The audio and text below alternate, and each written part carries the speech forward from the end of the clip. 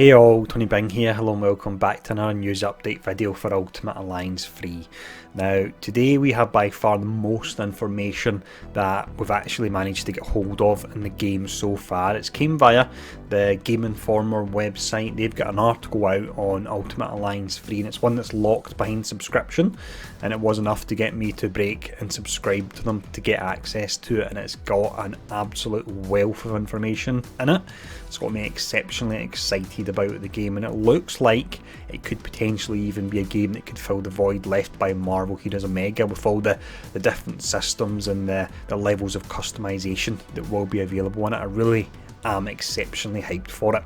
Now, lots of sections to cover in this.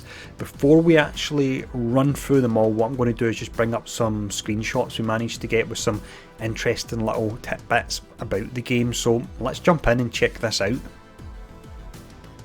With this first new screenshot then, we can see we've got a new character, and this is one that I'm very happy about. At last, Hawkeye has been revealed. You can see him on the left hand side of the screen there, so exceptionally happy about that. For this next new character reveal, we have to zoom in here. This is from the cover. It would be easy to miss this character, but as we're zooming in right now, you can actually see that Wasp is there as well. So it'll be very interesting to see if the majority of the time you're fighting with her, she will be a smaller size. That could be a ton of fun. The next new character reveal we've managed to get from this article is Miss Marvel. So it's Kamala Khan, she's in there as well. And you can see she's fighting alongside Miles Morales and also Spider-Gwen. They were revealed in the last video for the game. So another very interesting character there.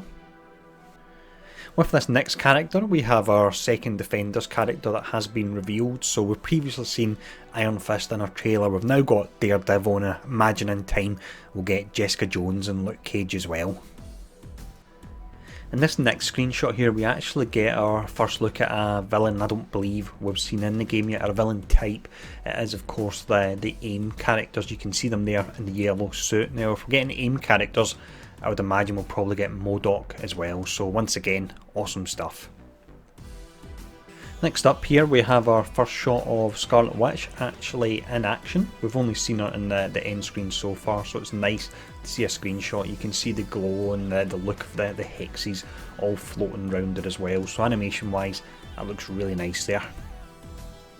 Final screenshot we have here is another villain reveal. So we already knew about Venom from, I believe it was trailer number 2, but we can now see that you've got Electro thrown in there as well, and it's a pretty nice design they've got for him. So that's all the screenshots covered. Let's go on to the actual article now, and there is a huge amount of information here. So we start off here with some information about the opening of the game. So it will actually open with the Guardians of the Galaxy, so that will be Gamora, Star-Lord, Drax, and we know that Rocket and Groot will actually be one character. So it looks like they're grouping you together with a team of 4 characters to start off and give you a feel for the game. And you've got Drax, who'll be like a tanky character. You've got Star-Lord, who may be a controller with his elemental gun, and then you've got Gamora, the damage dealer, and I think potentially with Groot, the way he works, Groot and Rocket, you could have a healer style character there, so it's giving you a taste of all of them. So it starts off with them anyway. You'll be on the Milano and you'll take on the likes of the Kree, Ronan and also Nebula. The next mission we'll have in the game, that will be on the raft, and the article states from that point onwards you get a lot of character options opening up, such as the likes of Captain America, Thor, Wolverine and Storm. So very early on in the game you can play as those characters. In regards to character selection, this is similar to previous Marvel Ultimate Alliance games, and as you're working your way through the level you get a little blue checkpoint, and at that checkpoint you can go in and you can change heroes. So you can do it mid-mission if you choose to do so, if you want to mix things up a bit, or if you maybe find the team you've selected isn't working as well. Now in regards to the team you've selected, this is really nice. So you've got hero synergy bonuses, so if you put different heroes together that may have some kind of relationship in the comics, that will then give you a synergy bonus. So we've been told of some of them that are available already. So for example, you put together Black Widow, Scarlet Witch and Spider-Gwen, that would give you the Women of Marvel synergy bonus. We don't know what the bonus does, but that's the name of it. If you were to put together Spider-Gwen and Miles Morales, that would give you the Web Warriors bonus. Multiple synergies can be run at once as well, so with there being 4 characters you can have in a team, you could potentially do a synergy with maybe 2 characters, and then the other 2 characters could have a synergy, and there may actually be some overlap with those characters as well. It's going to be a ton of fun actually trying to figure out the best combination there. Now, other synergies we've been told about as well is one called Agents of S.H.I.E.L.D. I think that's fairly self-explanatory as towards the characters it will have in it. You've then got Wisecracking Warriors, which is a synergy, and I'm thinking that could probably be Deadpool and Spider-Man. It seems like a good combination. Femme Fatales is another one. For this, I would say Black Widow and Gamora would probably fall into that category. You've then got the Defenders synergy bonus. It's pretty obvious that one who's going to be in that. Now, the final one that was mentioned, and this is really the interesting one for me, this was the Midnight Suns synergy. So, the one Midnight Suns character we know we have in the game is Doctor Strange. Other characters that could fall under that tag but haven't been revealed just yet, and these are more prominent ones, would be the likes of Ghost Rider, you get Morbius, you get Blade, and you get Elsa Bloodstone, so fingers crossed. I've seen a lot of people asking about Ghost Rider, and hopefully we get the likes of him and Blade. If we get them, then I'll definitely be happy. In regards to characters' abilities, so they will have 4 abilities, which doesn't sound a lot, but as we go on in this video you'll see there's ways you can actually customise those abilities and get a lot more out of characters than simply mashing 4 different skills. So you've got your 4 abilities anyway. Levelling up will actually open these up. So you'll start off, you may have only 1 or 2 abilities, and as you play you'll start to unlock the rest of them, and they will be stronger. Each of these abilities can be improved via ability points that can be earned over the course of play, and ability points will allow you to focus on a particular play style. So if you want to set up a Hulk that can tank damage, you would put your ability points into a skill that reflects on that. You could have, for example, a Glass Cannon Scarlet Witch that's really focused on healing. You could have Daredevil, he can make the most of enemy weaknesses using his radar, and then you've got a Rocket and Groot combo that could offer control and also damage as well there. So ability wise, yes, we don't have a great deal of abilities, but it looks like there's enough going on in the game to actually make up for that there. We then have information on how you actually level characters. So when you're playing your group of 4 characters, they will gain XP.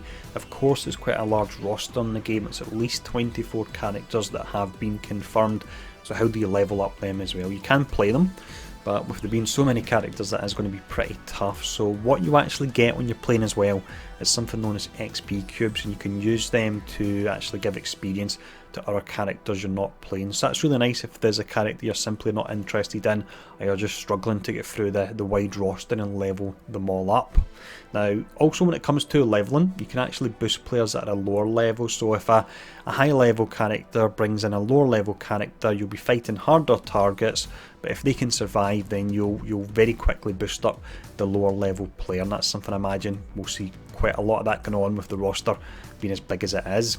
Now, in regards to the number of characters you can have, so it is 4 characters you have on screen at all times, even though you only be controlling one, and I imagine you can switch control between each of the 4 different characters, but you'll always have those 3 other non-playable characters running about in your team, and that fills out the synergies.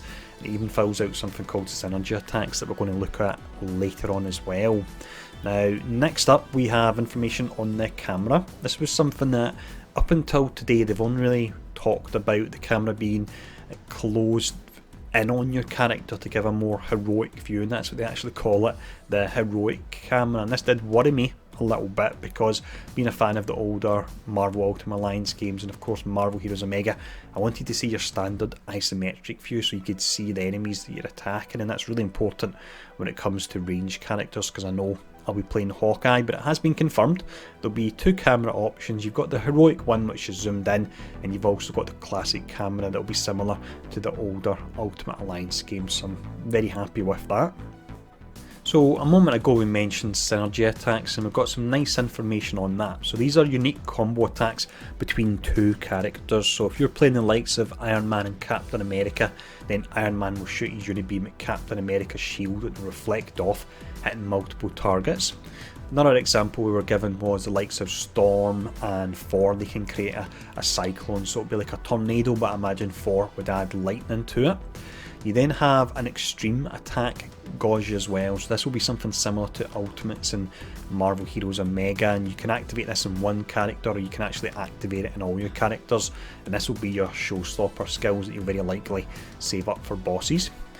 In regards to bosses, we were told that there will be some situational boss battles as well. So one example we were given was the likes of you're fighting against Venom, you can lure him to particular hotspots on the map and that will trigger sonic alarms that will then stun Venom and allow you to attack him. So again, really interesting that.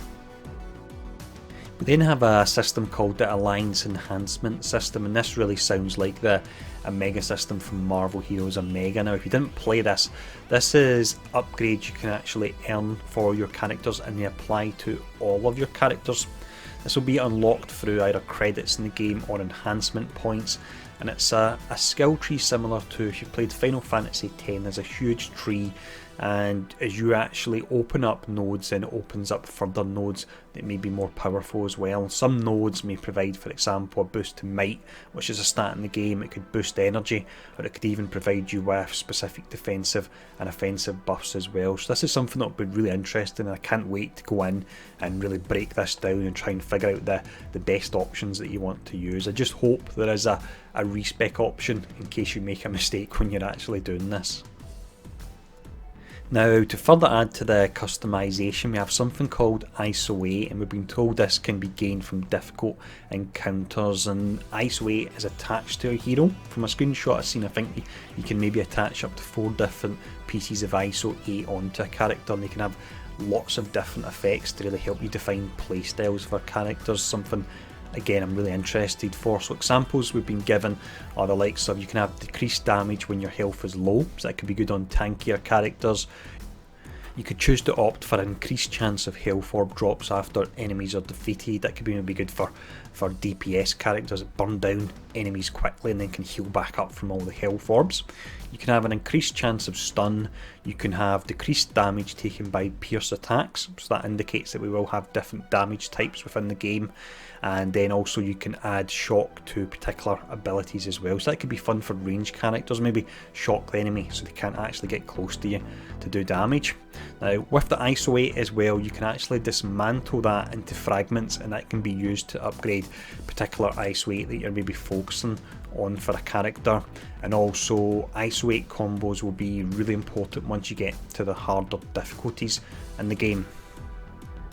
In regards to harder difficulties, we have information on what will be available endgame, and that's really interesting for me because it's fun to play a game and finish it, but I prefer the type of games that you can really grind away on and get better, and you have to keep playing to learn more about them. So we'll have something called Infinity Trials. So these will be twists and variations on battles you've encountered through the story, and they'll offer special rewards.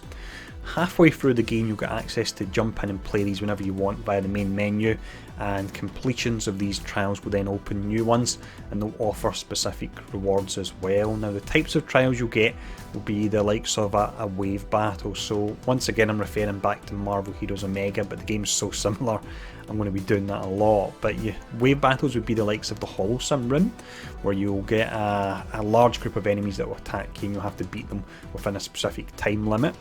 You then have another example that was given was ability trials, and this sounds really interesting. So your standard attacks, so that'll be your basic attack, will do less damage, but your abilities will do more damage and be recharged faster. So that could be a ton of fun on heroes that have really exciting abilities to use.